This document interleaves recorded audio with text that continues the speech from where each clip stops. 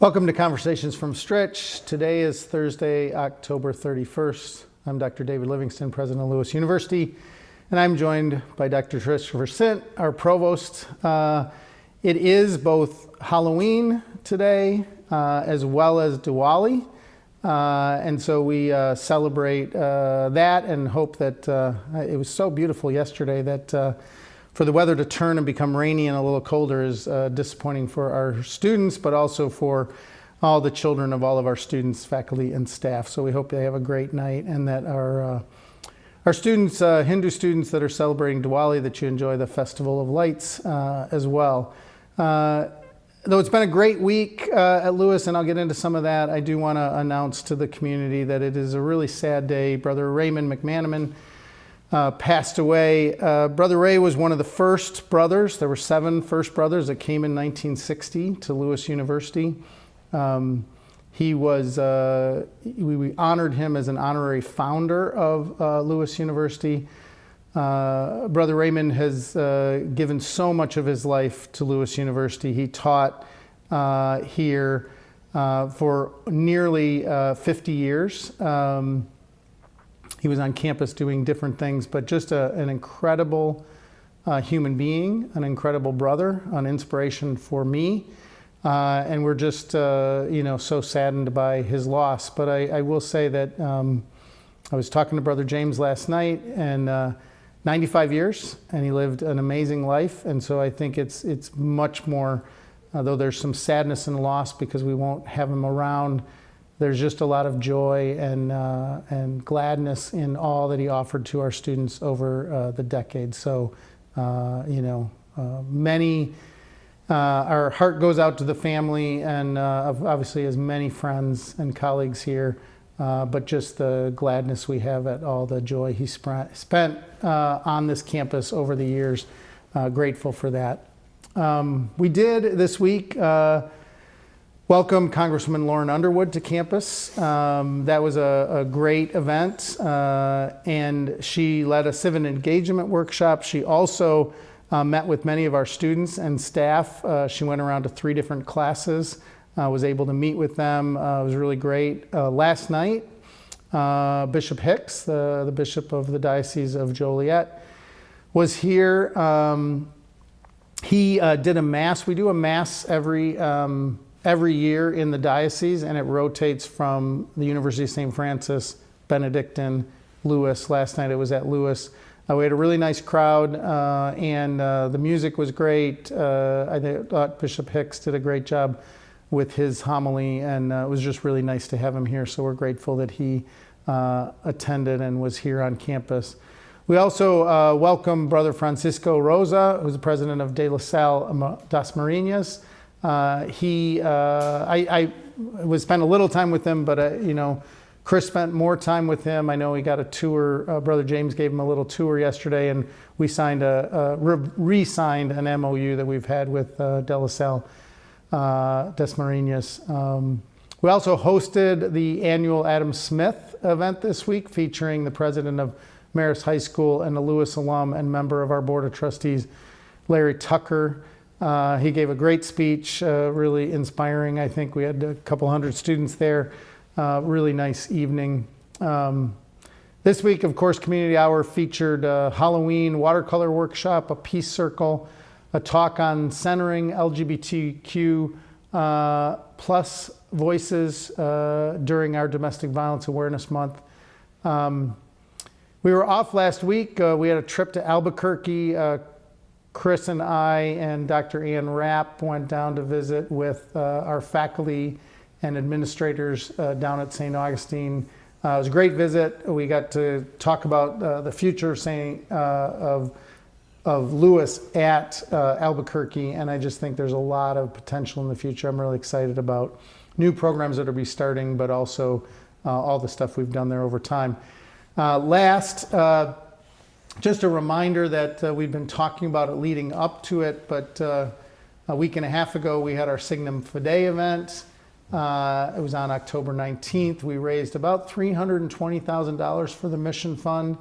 We honored Brian and Mary Durkin and Juan Ojeda, who served St. Augustine for decades and was really instrumental in moving so many students through that process, which is really difficult to get their degree as an adult student who's often working and taking care of family members. So Juan, we miss you, and really grateful. Brian and Mary were really honored. Their whole family was there. It was a great night. So, lots has been going on since we last were here. But Chris, there's, in addition to all that I named, there's so much going on with faculty and staff. Yeah, I just remembered, and I'm responsible for this because I made that list, and I forgot that on Monday was National Immigrant Day. Yes, I was at St. Augustine for National Immigrant Day, and we welcomed to our St. Augustine campus the ambassador that takes care of the consulate in Chicago. Mm-hmm. She did a great job speaking about that. So yeah, it's been an incredibly busy week. Yeah, so exciting, and like everyone, it was so saddened to hear about Brother Ray, and I know over the coming weeks we will pay tribute to him in various ways. Somewhat ironically, I was just reading the news story today about how we've renamed many of the streets on campus, on the Romeoville campus, after historical figures in the development of Lewis University, and Brother Raymond is one of those namesakes in one of the streets that we have. So maybe we'll do a little bit of a focus on that, but it really signifies how important he is to the history of the university, and what a significant loss it is to have him leave our community. Lewis has been named one of the most environmentally responsible and sustainably committed colleges by the Princeton Review. The guide to green college, its guide to green colleges of 2025 highlighted Lewis as a great school for both our conservation programs and academic offerings and green initiatives that we have going on campus. So we're very proud of that distinction.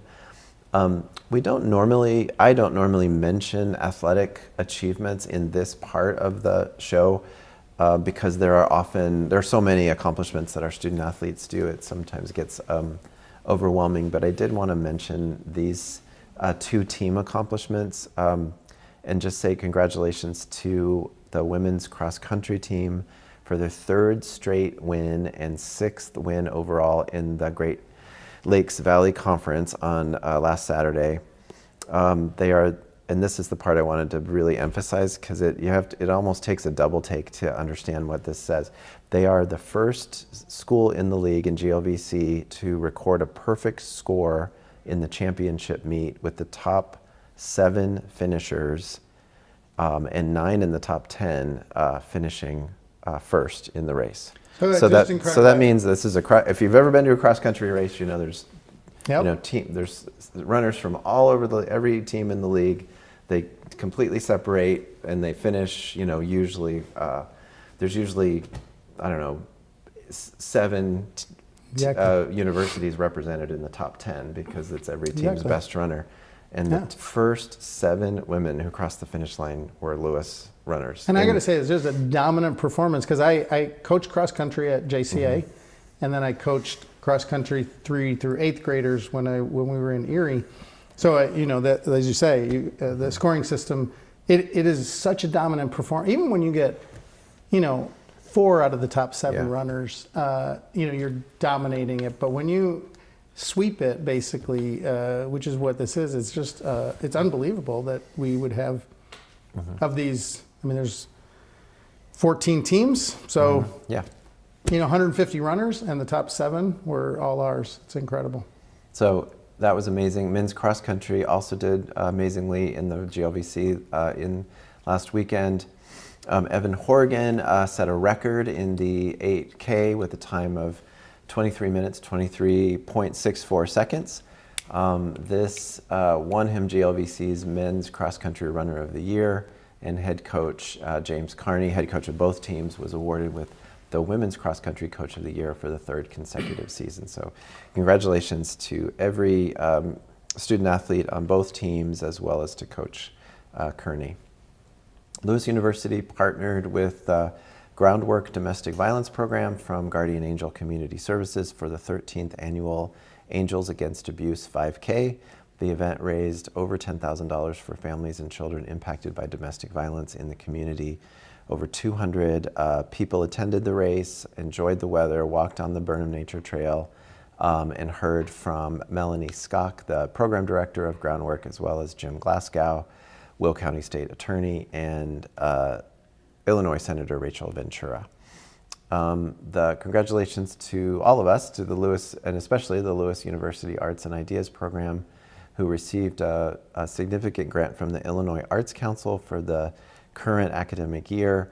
This grant is awarded for not-for-profit organizations that provide arts programmings to their communities in a manner that supports the mission. Awarded organizations demonstrate ongoing arts programs and a strong commitment to making artistic programs accessible and relevant to a diverse range of participants. So it's really great. It allows us, many of the people watching are familiar with the Arts and Ideas program that makes both, programming in the arts and the music and art and theater available to our students and to the community, as well as programs in the humanities especially, but where scholars come and share their knowledge with the community and with our students. And this grant really just allows us to do more of it, to plan ahead, to make arrangements with really, really amazing artists and speakers years in advance, because we know that we'll have funding for particular events and so on. So it's really great.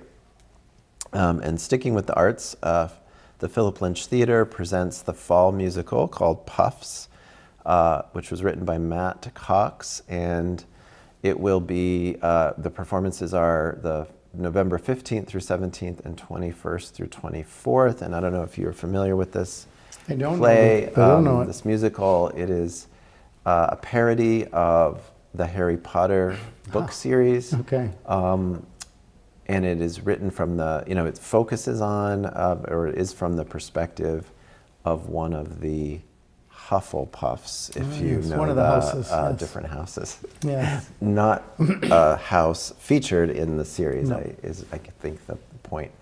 So that's should be really fun, coming up in November. Yeah, that'll be great. I look forward to that. I look forward to all the play. I mean, they do such a great job. It's and again, as you said, I mean, it's just we are and should be constantly. I mean, we do that on this show, but just so proud of so many people across the institution, academically, our faculty in terms of their scholarship, our coaches and our athletes in terms of their performance. I just think we outperform often in terms of what any school would be already very proud of. And I think to go, as you mentioned, to go from sustainability to cross country to theater is just a really amazing place. So we have some events coming up that I want to get through before we get to our guest. Of course, today we have Halloween Tringo that is being played in the Student Center at 6 o'clock tonight. Women's volleyball also is hosting Flagler University. Tomorrow night, All Saints Day Mass. So remember, All Souls Day and All Saints Day in the Catholic Church are these couple days. And then we also have on Friday decolonial bilanguaging that's going to be happening at 12:30. And then we also have the Studio Theater is going to have a play, an event called Haunted by God, The Life of Dorothy Day. I must say that Dorothy Day was she had a big impact on my life. I mean, her book, The Long Loneliness, her whole life, she was part of the Catholic worker movement. When I was in college, so it's been a long time ago, she really was impactful. Unfortunately, I'm going to be out of town because I'd really like to go to that event, but I'm going to miss it. So I'm, disappointed that I'm going to miss that. Friday night, women's volleyball also hosts Missouri S&T. Will be at the Neil Carey Arena, so that should be good. Saturday, at the Brennan baseball field lot, which I'm also, because I'm going to be out of town, I'm so bummed that I'm going to miss this. If you have been walking through the halls the last few days, and I went to Mass last night, and then I went through the Science Building, and there was pounding and sawing and drilling last night at like 8:30 p.m. because the physics students put together their catapults to try to win this contest to pitch a pumpkin as far as possible. So if you want to bring your pumpkins over on Saturday after the Halloween fun is over, it's a really, really fun event. It takes place in the front parking lot right near the baseball field. They set up the catapults and you can watch them pitch those pumpkins. Very, very fun event. We also, on Saturday, have the Girls Create with Technology that starts at 9 o'clock over in AS 102. Lewis men's and women's swim team will host IIT in Lake Forest on Saturday. And then, of course, on Sunday, we have Mass at 7 o'clock. Monday, we have a do-it-yourself pressed flower floating art that you can do over in the Student Center at 6 o'clock. There's a Mario Kart night, which is over in the Student Center as well. I can't play Mario Kart, but I know some people love it. And then we also have next week on Tuesday is the Women Gender Studies Student Showcase. And then, of course, during Community Hour on Wednesday next week, Gaza, A Symbol of Resistance documentary screening is happening. We have an improv jam. We have a world language promotional event. And then also we have the student org bash that is also happening at 4. I was just talking to Tyler last night, and we were in a meeting with him yesterday about the excitement over this student org bash, and that should be a great event. In terms of traveling athletic teams, it's another busy week for our athletes. Women's bowling will be traveling. Also, women's tennis will be traveling to Northern Illinois, to DeKalb. Men's and women's soccer will be at UIndy on the 2nd. And we will also have men's and women's swimming that'll be competing against Valpo and Butler. Our women's basketball team at U of I down in Champaign for an exhibition game. That is exciting. All these seasons are exciting. It's fun to celebrate men's and women's cross country, and they're amazing. And then we're starting to have that double season going on this time of year where we have so many events because basketball is just barely starting with their exhibition season, and we still have soccer and some of the fall events, tennis. So it's just an exciting time of year.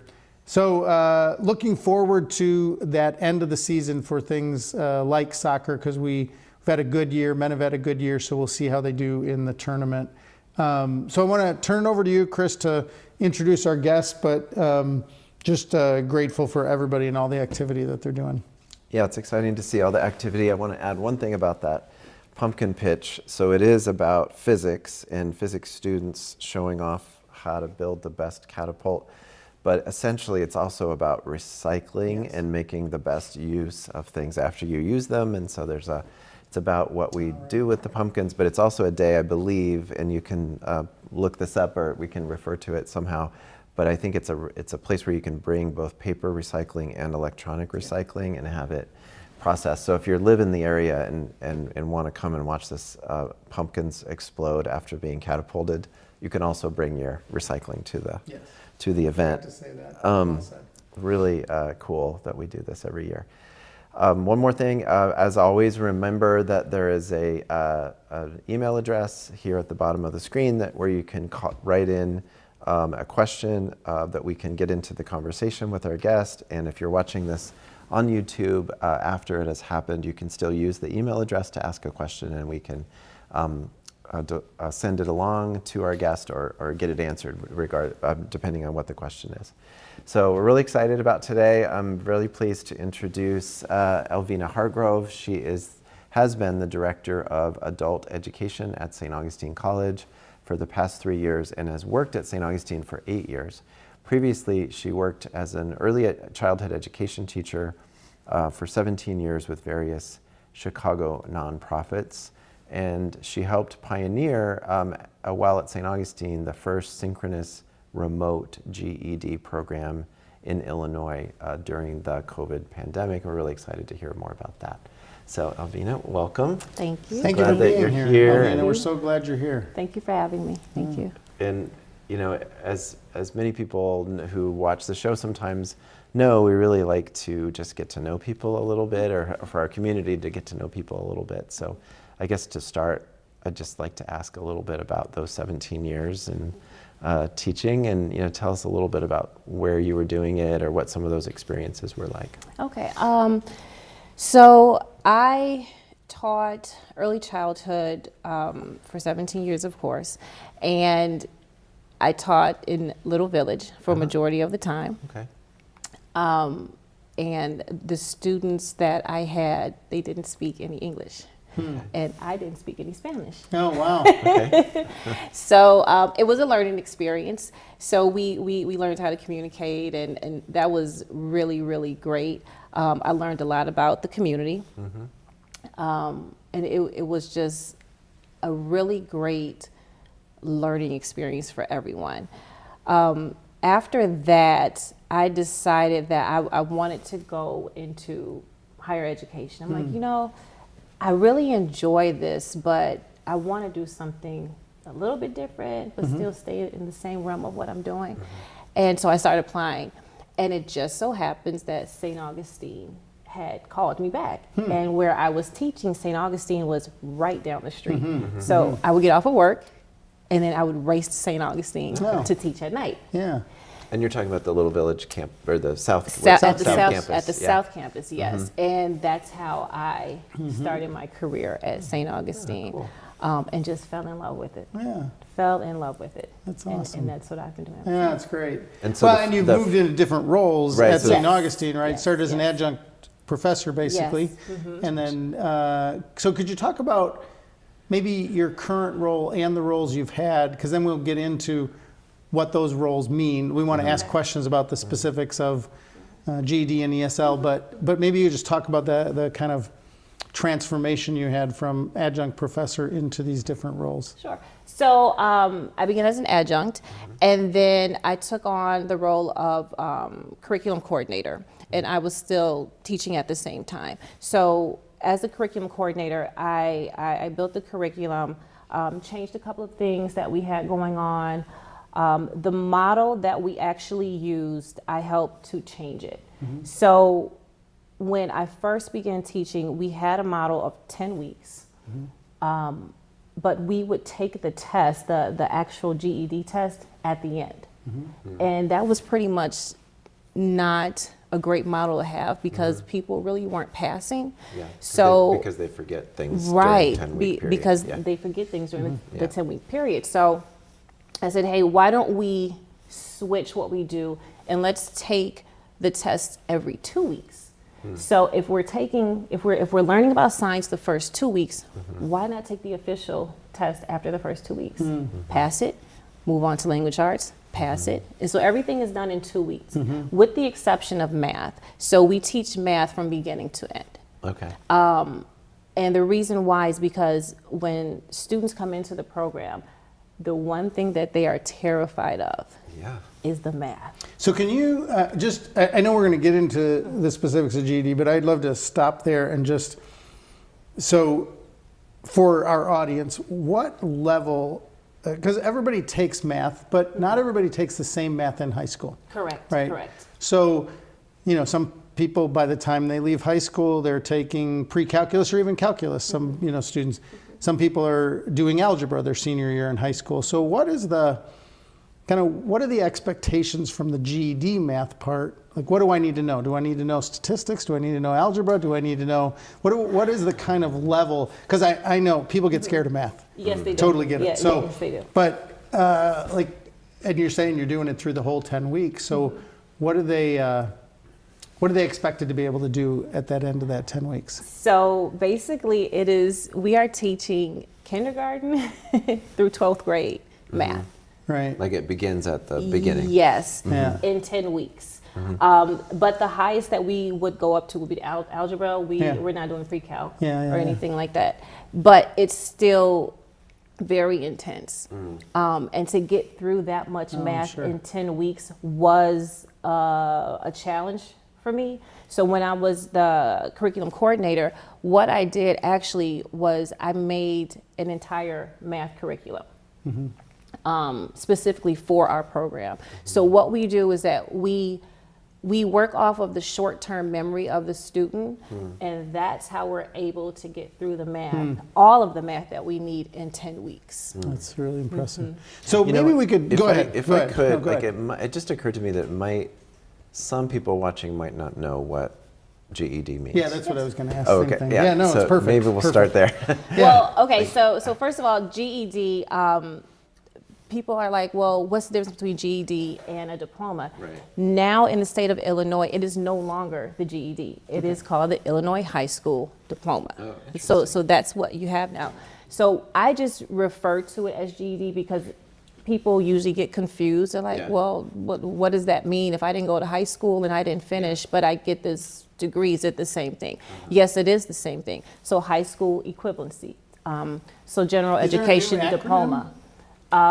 That people would use as opposed to GED, like is it IH, I don't know, Right. high school equivalent, da-da-da. It's like, So you'll see a high school equivalency, a lot Okay. of places, Uh-huh. HSC, Right. but we really don't even say HSC, we really say the Illinois GED. High School. Oh, no, we we'll say all the You'll words. spell it We'll out, say yeah. Illinois, like if I'm Thank speaking to you. someone, I'll say, oh yes, the Illinois High School Diploma.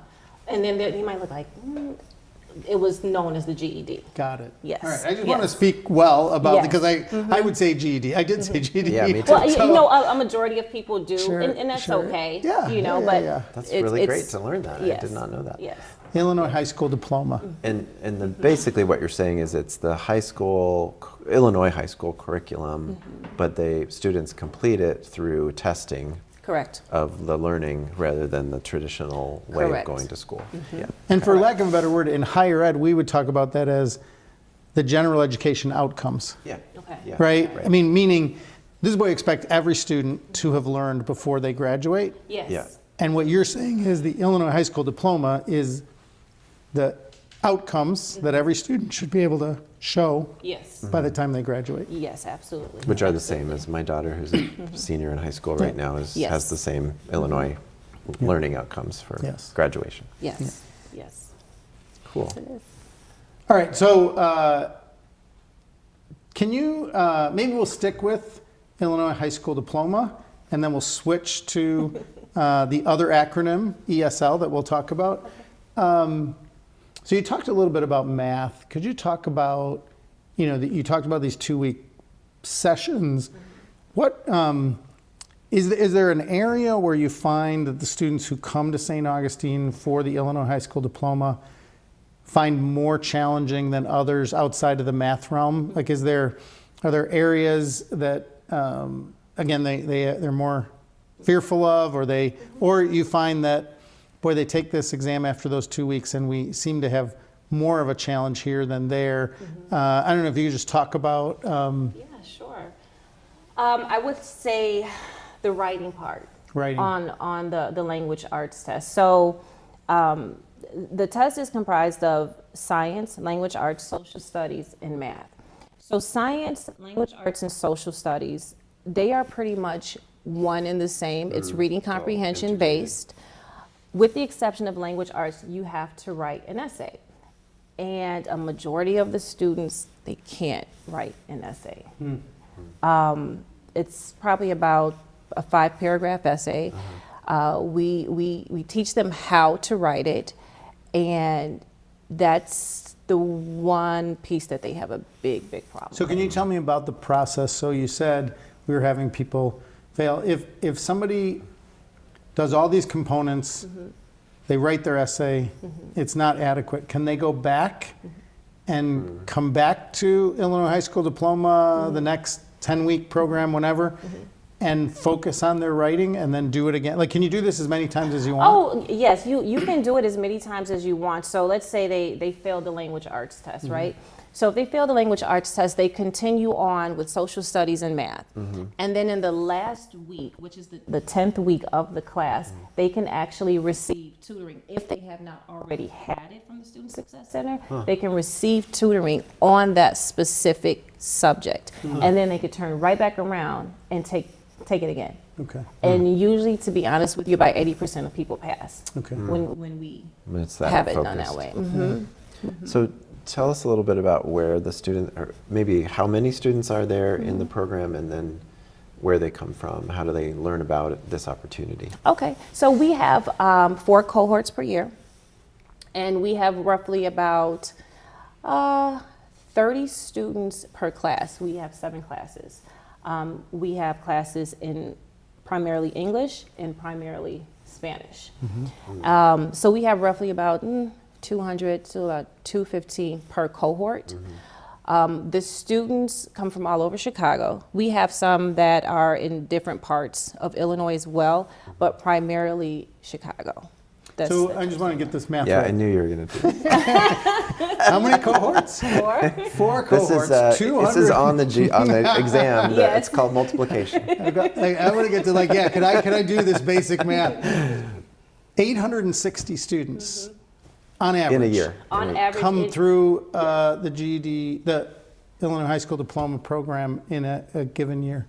yes, those are just the students that are actually enrolled in the classes. Right.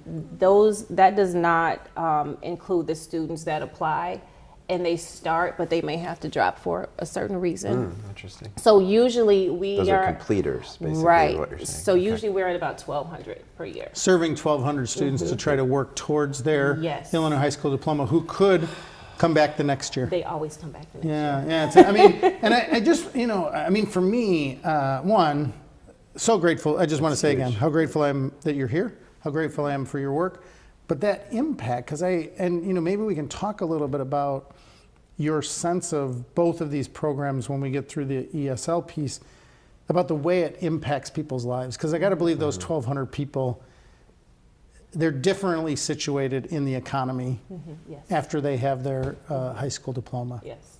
It's just such impressive work, so I'm incredibly grateful, and it's maybe really we could significant. Just talk about that now. So, because we kind of interrupted you, it's okay. the last part. So maybe talk about who they are, like where are they coming from, yeah. and then and we'll help you get back to this question if it's too long. But and then what happens to them?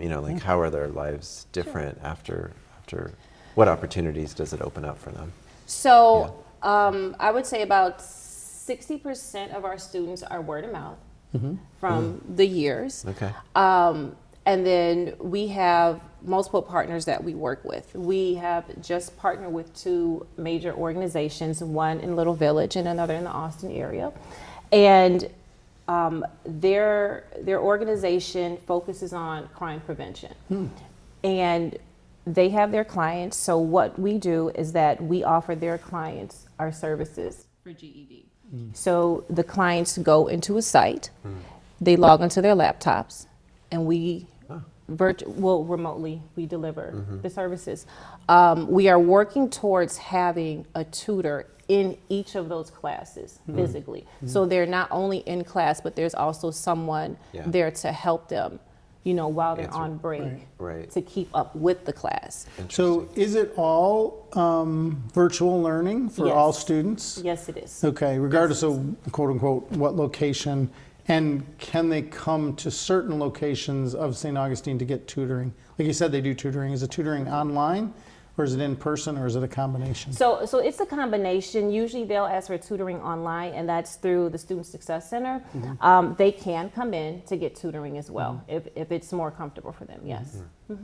Yes. And they, you said that, some classes primarily in Spanish, some in English. Are they from all over the Chicagoland area? Do they tend, I know it's word of mouth, but do you see that they tend to be in certain areas of the city that you serve? For English, a majority of our students are from the south side of Chicago. For our Spanish classes, a lot of our students are, they're from different countries. Okay. So this may be, they may have just come here, and we actually get a lot of students who say, I was, a teacher in my country, I was a nurse in my country, but my credentials don't transfer here, so I need to start over again. So they'll come into the class, and then we'll start that way. Another reason that we have Spanish language classes and English language classes is because the students that we have that come from different countries, the math is totally different. Oh, that's so interesting. It is totally different. So students that come from another country, they'll go into the Spanish class and have no issues with the math, no issues with anything. But if they try to go to the English side, Interesting. they're like, what's going on? So I now don't I'm understand so this at confused all. by this. Like, if you would have said that about language arts or even, I don't know, I would have been like, oh yeah, I get that. But math feels like math, It's right? But Or the way you but learn you're it, also saying what's or the interesting way to you're me- tested on it probably Yeah. really is what the difference is. But you're also saying that the curriculum that we use at St. Augustine College at Lewis University is distinct in the Spanish curriculum of math. Yes. So we designed the curriculum in such a way that it was appropriate for learners from other countries in Spanish. And then we designed the English curriculum that would align with what you learned from K through 10. Let's say you dropped out in 10th grade, didn't get your diploma, that aligns with that. And that was intentional Yes. to align this math curriculum to each population. Yes, because we found that in the Spanish classes, when the instructors were teaching math, and the instructors that we have, they taught, here in high school, but they're also from different countries, so they know how to teach the math two different ways. Interesting. And they said, Elvina, we can't teach the math the way that we do here in school. And can you give me any example of this? Because I'm still caught up in, math seems like, like 7 plus 5 is 12. So the metric system is the first. We do everything in inches. They don't. Yeah. Sure. They don't do everything in inches. They actually start with the harder math first, where with our math we say, oh, it's it's the basic math. They do the basic math last, and they do the harder math first. So are you saying they'd start with algebra? I was just about to say yes. So they'll start with algebra. Like more theoretical stuff. Yes, and Yeah. they'll finish algebra and no issues, and then they'll go to the basic math last. So like long division is harder than algebra? Yes. For and- some people? Yes. Maybe it's harder for many people. And the I don't know. process for long division for us, the way that we teach long division, in the Spanish classes, the students are, why do you take so long to do that? And 2 steps, they're done. Yeah. Because everything is grouping. Everything is grouping. Whereas the American way that we've been formally taught to teach it is not grouping. It's a whole process. Yeah. Fascinating. Totally Could you say a fascinating. little bit All more right. about some of the organizations that we partner with? Sure. In La Salle Little Village, and Institute for Nonviolence in the Austin area. Okay. So for in La Salle and Little Village, we've proposed to open up 2 more of their centers in Chicago. So Great. we're working towards that, where their participants can go to those respective centers and receive our services. And what is their primary mission at that organization? They primarily work with former gang members and current gang members. Wow. That's amazing. So that's what we work with now. And then what we do is that we have them in class, and we've actually designed a class specifically for these organizations. So right now, our classes are 5 days a week, 4 hours a day, so 20 hours a week, right? But what we said is, you know what, let's meet everyone where they're at. Let's just start with a class that's 3 days a week. So let's do 3 days a week, 4 hours a day, and let's see how that works. And so we extend, instead of teaching science for 2 weeks, we're teaching science for 3 weeks. And that has worked so much better. And can you tell me a little, is this, the language we use is synchronous or asynchronous? So when you say 4 hours a day, 3 days a week, is it Monday, Wednesday, Friday from 1 to 5, and I have to be there 1 to 5, or I could do those 4 hours from 10 p.m. to 2 a.m.? No, you have to be there from 1 to 5. Okay, 1 to 5. Okay, so, and do students need to, like, I just keep thinking about my generational gaps. So do they have to, do some of them do it through a phone versus through an iPad versus through a desktop computer, like, or do they, I'm just trying to figure out how they access the virtual space. So it's preferred that they have a laptop or a desktop. If they don't, they can attend class, tablet, or a cell phone. It's just a little bit more difficult if they have a cell phone, just because it's small. It's kind of harder to navigate, but they can still complete the class on a cell phone. Yes. And we're this has been so fascinating. We're going to run out of time. So can we talk about ESL? Or you want to stick with? Yeah, some maybe more of we'll this? stick with this. I mean, it's much more the focus this year with adult education at St. Augustine, and I have like 5 more big questions to cover, and we'll do. And you're not allowed to interrupt. I will It's stop. deeper. I'm gonna shut myself up right now. I'm just I'm kidding. So just a little bit more about like what do you see them doing? Like how does it benefit the students afterwards, and what are some typical pathways they take after they complete the certificate or after they take the test? Okay, so the students will enroll in the GED program, and while they're actually enrolled, they are able to enroll in a credential or a certificate program. Right now, we have the pre-apprenticeship for labor construction, which is through IWE, and they are offering more credentials and certificates this year. So the students can start with GED, and then they can apply to one of the certificate programs. Awesome. And then as soon as they're finished with GED, they go straight into the certificate That's great. program. So they learn about it while they're students Yes. in the GED or the Illinois, what is it? The Illinois High School Diploma. And so they know they're going to the IWE program, and it's just a continuous.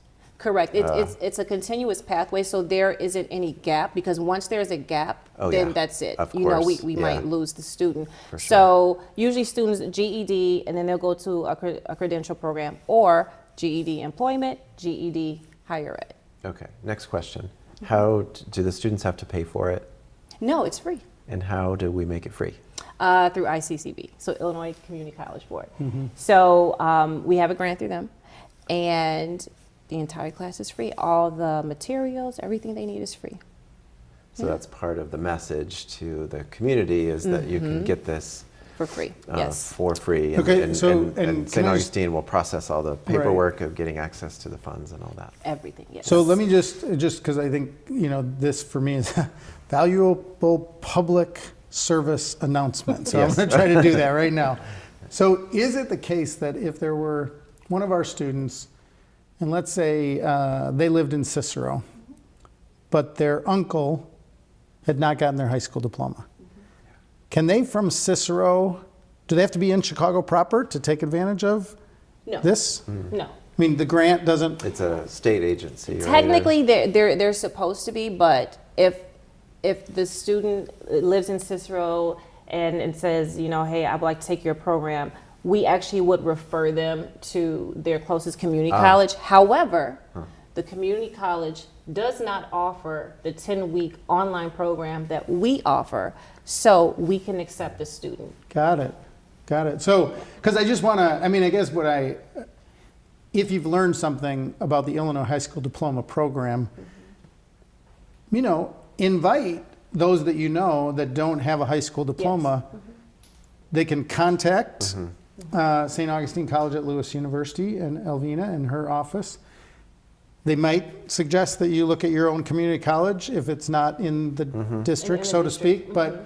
But they could also say, well, yeah, but I can't do it this way, so can I do it with you if it's an online 10-week? And you could do that, because I think this is just such an amazing opportunity for students. Yeah, Yes. it's amazing. And then just a really quick, I've heard a lot about the testing center opening up this year. Do you want to Yes. share a little bit about that? So we are really excited. There's a lack of testing centers for students when it comes to GED. There's barely any access. And the centers that are available, the wait could be 2 months, a month, 2 months. Yeah. And that's... And as you just said, that type of weight makes a Makes huge them difference. Yeah. It would Because they make- can't remember things They 2 months can't later. remember things 2 months later. And also just they drift into other work or other things in their lives. And yeah. So we are just waiting for final paperwork to come through, and we will have a testing center open soon. And where will it be on the Argyle campus? South Campus. South It'll Campus? be at the South Campus, Okay. where a majority of our students are Or located. closer to. And they must show up for the test in person? They Yes. cannot do the test online? Correct. Yes. Correct. Okay. They will come in person, yes. Really good. Really good. Okay, so Yep, can we I'm do a good. little on ESL? Okay. So you're also responsible for the English as a second language. So could you just give, and we don't have a ton of time, but could you give like a basic overview to English as a second language, what we offer? And there is some integrations with Illinois high school diploma sometimes. Like a student might come in Illinois high school diploma taking it in Spanish, say, but I'd also like to become Yes. In competent in ESL. English, Yes. right? So the ESL program, we offered all four subjects. All four levels. We offered from 1 through 4. So students could come in, let's say they're in the Spanish class for GED and they finish their GED and they say, yeah, can I get, go to ESL classes? And then they'll transfer over to ESL classes and then they're on their way to employment, higher ed, or credential. Great. And all of those classes were online as well. Okay. All right. And we're not currently offering them right now, Right. but St. Augustine has a long tradition of doing it, and we Yes. hope to do it soon. Very, and that's very about the grant funding and Right. how it comes in. Yeah. Right. So what else should we have asked you that we didn't ask you? Is there something else you want to brag about that we forgot to ask? The team, the adult ed team is wonderful. The instructors have been here for over 6 years. The same instructors, they are really the forefront of the program. We have a very high retention rate, very high passing rate. And like I said, the program is pretty much word of mouth. And we're just really successful at what we do. Also, I mentioned it in the intro, and we've been talking about it, but it was really unique to have the online. I mean, the online part of it is what makes this program, in addition to the success rate, so distinctive.